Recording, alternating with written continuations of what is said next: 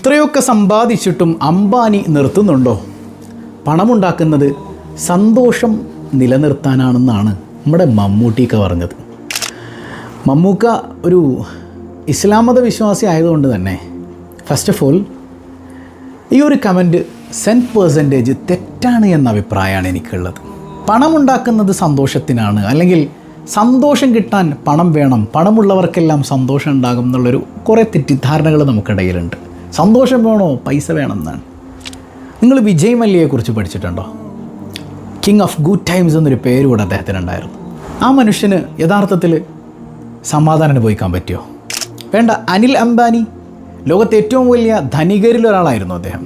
ഒരുപാട് വലിയ കടക്കണിയിൽ ആ മനുഷ്യനെത്തി, ജീവിതത്തിലെ സമാധാനം തകർന്നു.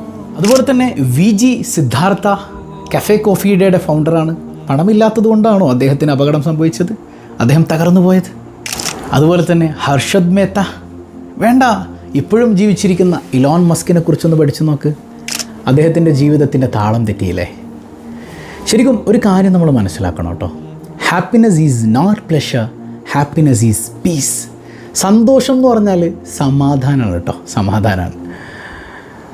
സമാധാനം പടച്ചോൻ തന്നെ തരണമെന്നേ, പൈസയൊന്നും സമാധാനം തരൂല. അതൊരു തെറ്റായ ചിന്താഗതിയാണ്.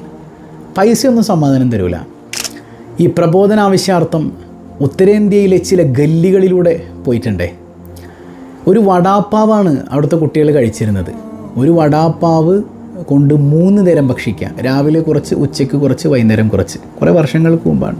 വല്ലാഹി ആ കുഞ്ഞുങ്ങളുടെ ജീവിതം, ആ വീട്ടുകാരുടെ ജീവിതം അത്രമേൽ സമാധാനപൂർണ്ണമായിരുന്നു. പരാതിയില്ല, സങ്കടങ്ങളില്ല, പരിഭവങ്ങളില്ല. ആ ഒരു വടാപ്പാവിൻ്റെ മേൽ തൃപ്തരായി ഹാപ്പിയായിട്ട് അവർ ജീവിക്കുന്നുണ്ട്. അപ്പോഴും എനിക്ക് നിരന്തരം പല ആളുകളിൽ നിന്നും ഫോൺ കോൾസ് വരുന്നുണ്ട്. ഉസ്താദെ ഒന്ന് ദ്വാരക്കണം, ഉറക്കമില്ല, സമാധാനമില്ല, മറ്റതാണ് മറിച്ചതാണ്. ബഹുഭൂരിഭാഗം ആളുകളും അതിസമ്പന്നരായ ആളുകളുമായിരുന്നു ഈ ഫോൺ കോൾ ചെയ്തതിലെ. സമ്പത്തല്ലെന്നേ സമാധാനത്തിന് നിദാനമാകുന്ന ഘടകം. അത് പടച്ചോൻ തരുന്നതാണ്. പടച്ചോൻ തരുന്ന സമാധാനമാണ്. അള്ളാഹു റബ്ബുൽ ആലമീൻ സമ്പത്ത് തന്ന് പരീക്ഷിക്കുമെന്ന് ഖുർആൻ പറയുന്നുണ്ട്, സമ്പത്ത് എടുത്ത് പരീക്ഷിക്കുമെന്ന് ഖുർആൻ പറയുന്നുണ്ട്. സമ്പത്ത് തരാതെ പരീക്ഷിക്കുന്നതിനേക്കാൾ അത്രമേൽ അപകടം പിടിച്ചതാണ് സമ്പത്ത് തന്ന് പരീക്ഷിക്കുന്നത്. നമ്മുടെ ഉള്ളിൽ ഉടലെടുക്കുന്ന കാറൂനിസം നമ്മെ തകർത്ത് കളയും. ആദ്യം നമ്മുടെ ഈമാൻ തകർക്കും. എനിക്ക് പൈസയുണ്ട്, എന്നെക്കൊണ്ട് എല്ലാം പറ്റും എന്നുള്ളൊരു ചിന്താഗതിയിലേക്ക് വരുമ്പോൾ ഞാൻ അല്ലാഹു അക്ബർ എന്ന് പറയുന്നതിനപ്പുറം അൽ മാലു അക്ബർ, പണം അക്ബർ എന്ന് പറയുന്നൊരു കോൺസെപ്റ്റിലേക്ക് എത്തും. നിസ്കാരം തകരും, ജീവിതം തകരും, സമാധാനം ഉണ്ടാവില്ല, എല്ലാം തകരും. വലുത് സമ്പത്തല്ല, അള്ളയാണ്. പടച്ചോനെ കിട്ടിയാൽ സമാധാനം കിട്ടും.